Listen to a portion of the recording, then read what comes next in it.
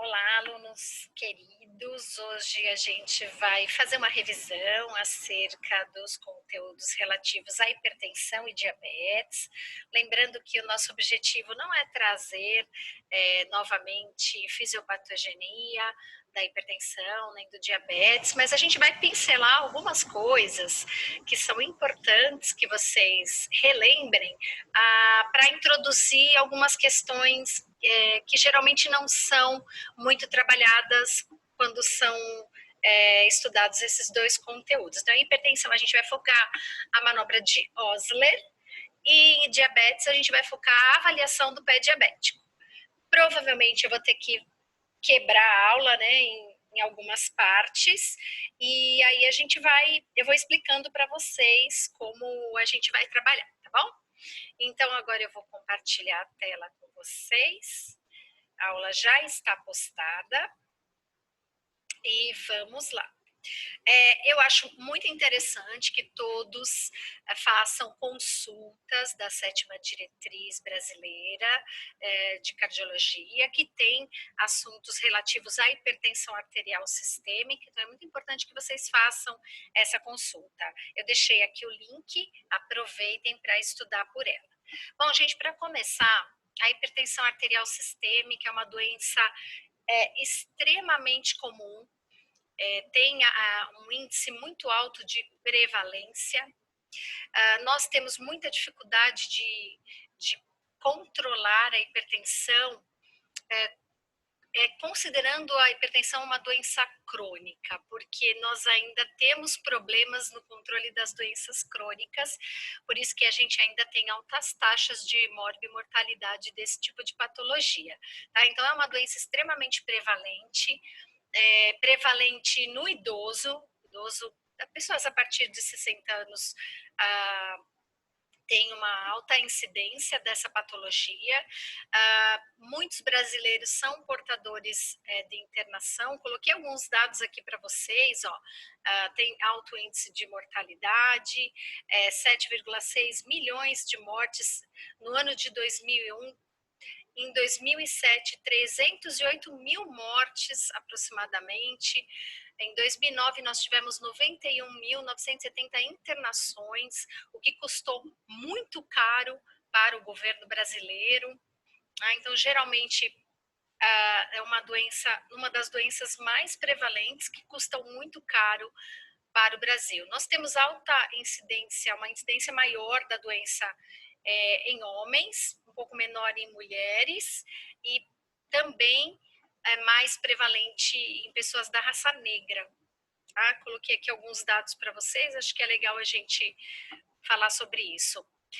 O que está relacionado à hipertensão? Bom, hereditariedade é fato, né? Então, se você tem antecedentes, né, de hipertensão na família, você pode vir a desenvolver a doença mais para frente. Então, a hereditariedade é uma das causas, a obesidade, o estresse, a alimentação não saudável, e aí entra a questão do uso de alimentos frios, né? Tipo temperos sazon, embutidos e enlatados, isso que eu queria falar. E uma das coisas que esses alimentos têm é o excesso de sal, e o sal é um dos grandes vilões aí para o desenvolvimento da hipertensão arterial sistêmica. Lembrando que nenhuma doença é unifatorial, elas são multifatoriais, né? E o sal é um dos elementos que vai fazer com que a doença se instale. Uma questão importante também é o tipo da hipertensão. Então, tem a hipertensão sistólica e diastólica, que pode ser primária ou essencial, que geralmente está relacionada à condição genética do paciente, e tem a hipertensão sistólica isolada, que está relacionada à hipervolemia ou à arteriosclerose, que a gente vai falar um pouquinho mais para frente, que é uma condição que acomete bastante a pessoa idosa e que gera muitas vezes um quadro de difícil tratamento da hipertensão arterial sistêmica. A hipertensão arterial, ela também pode ser secundária a outras patologias. Aqui eu coloquei alguns fatores de risco. Então, geralmente pessoas acima de 60 anos têm, porque por ser multifatorial, tem vários condicionantes que nessa idade já afloram, né? Então, o consumo de sal, sal é um grande vilão, hein, gente? Tabagismo, história familiar, dislipidemia, obesidade, diabetes, todas essas questões vão colaborar ou corroborar para que o indivíduo tenha a doença instalada. Eu coloquei aqui um esquema de fisiopatogenia da doença. Então, nós temos a pressão arterial sendo condicionada pelo débito cardíaco pela resistência periférica, vascular periférica. Para o controle do débito cardíaco e da resistência periférica, lembrando que débito é o volume vezes a frequência, né? Para o controle, aí, o equilíbrio dessas duas variáveis, nós temos 4 sistemas que trabalham para manter a pressão arterial no nível adequado. Então, tem mecanismos neurogênicos, o sistema renina-angiotensina, peptídeos vasoativos e o próprio endotélio, que é o vaso sanguíneo do paciente. E situações que vão gerar desequilíbrio nesses 4 fatores. Então, a gente tem questões ambientais, que a gente já falou, obesidade, sal, climatério, do diabetes, o sedentarismo, o estresse, e a condição genética, que pode ser de um dos familiares, de ambos familiares, né? Vários genes que induzem ao desenvolvimento da doença. E essas questões, essas variáveis, elas vão atuar nesses 4 mecanismos. Tá? Lembrando que esses mecanismos, gente, eles estão, por exemplo, os peptídeos vasoativos, né? A gente tem o efeito Baylis, que é aquele efeito que o vaso sanguíneo ele responde à alteração do volume sanguíneo, né? Fazendo a dilatação e a contração, o efeito de cisalhamento, que é a própria passagem do vaso. Então, às vezes, quando aumenta a viscosidade ou o fluxo, há o aumento da produção, né, de prostaciclinas, e aí diminui o tônus da musculatura lisa do vaso sanguíneo. Tem a modulação endotelial, que pode aumentar, diminuir o tônus. Então, todas essas questões do endotélio vão corroborar para o equilíbrio da pressão arterial, para a manutenção da pressão arterial em níveis adequados. Tem os mecanismos neurogênicos, que são controlados pelo sistema nervoso autônomo, simpático e parasimpático, e aí a presença dos baroceptores, né, do seio carotídeo, do arco aórtico, das grandes veias, e aí esses receptores eles vão estar induzindo o controle, a manutenção da pressão arterial em níveis adequados a partir da mensuração da pressão arterial por esses baroceptores. O que a gente chama de cronotropismo.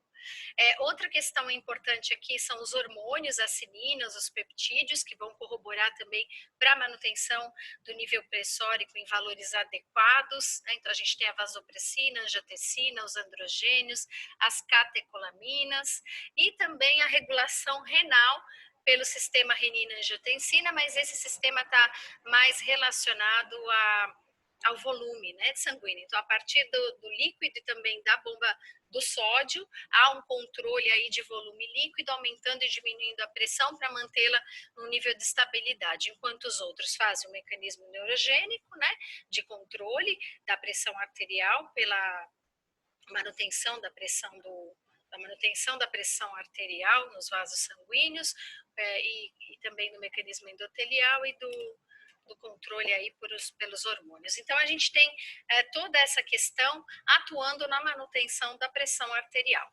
Uma questão que eu gosto sempre de ressaltar é que a artéria ela tem um determinado calibre, né, e ela a partir desses 4 mecanismos, né, ela vai atender a manutenção da pressão arterial, mantendo calibres variados para a passagem do sangue. Então, eventualmente ela se dilata, eventualmente ela se contrai no sentido de manter a pressão arterial no nível adequado.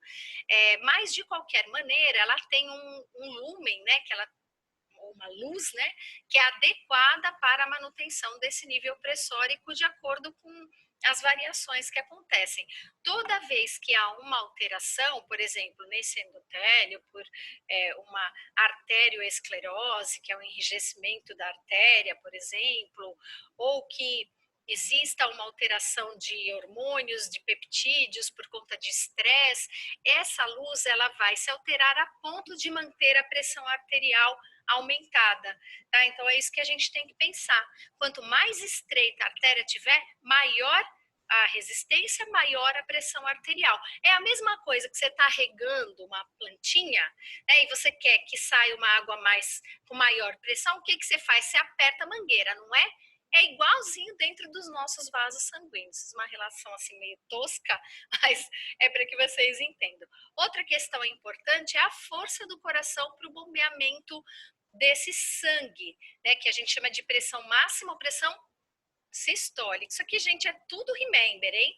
Então, uma artéria normal, ela exige uma força de contração do coração. Uma artéria estreitada, por qualquer que seja o motivo, vai exigir uma força maior do coração, o que vai corroborar aí por um trabalho muito maior do coração.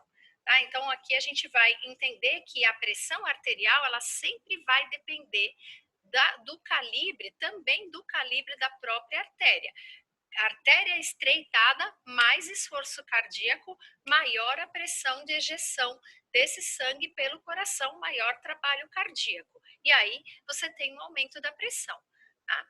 Lá na artéria também, quanto mais resistência você tem da própria artéria, mais exercício, mais esforço do próprio coração e também das próprias artérias em manter a pressão. E aí a gente tem um aumento dessa pressão arterial. Tá?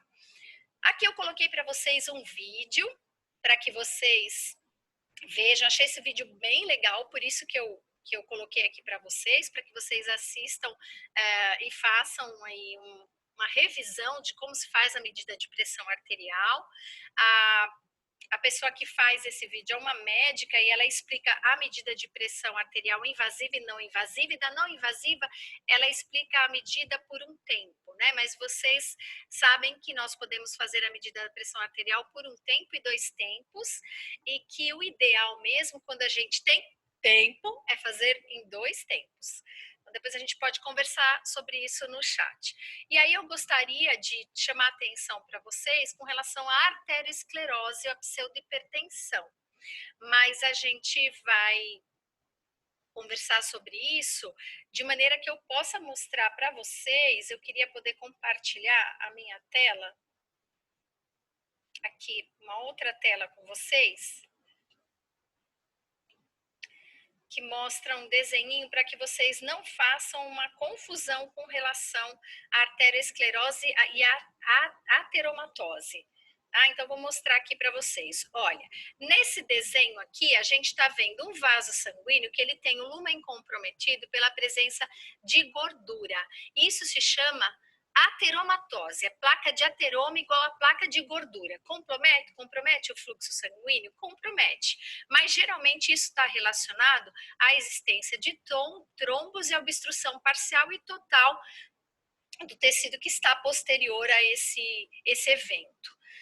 Eu quero chamar atenção para outra coisa, que é aqui, ó, é o evento de arterioesclerose, que é quando existe um enrijecimento e um espessamento da camada íntima da artéria.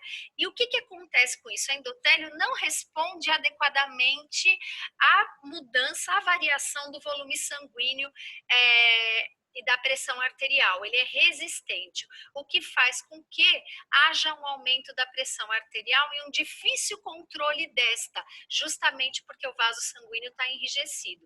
Geralmente a gente vê esse evento acontecer em idosos, né? Então eu gostaria de chamar a atenção para vocês e que vocês percebam a diferença dessas duas coisas. Daí eu estou trazendo aí essa discussão justamente porque eu quero trabalhar com vocês sobre a manobra de Osler. A manobra de Osler é uma manobra que a gente faz para aferir a pressão arterial e verificar se o indivíduo tem arteriosclerose. Isso é importante porque o tratamento é diferente, né? Talvez seja necessário o uso de outras medicações, então trabalhar com terapêuticas, com drogas em associação para conseguir diminuir a pressão arterial, tá? Nós vamos ver a manobra de Osler no próximo vídeo.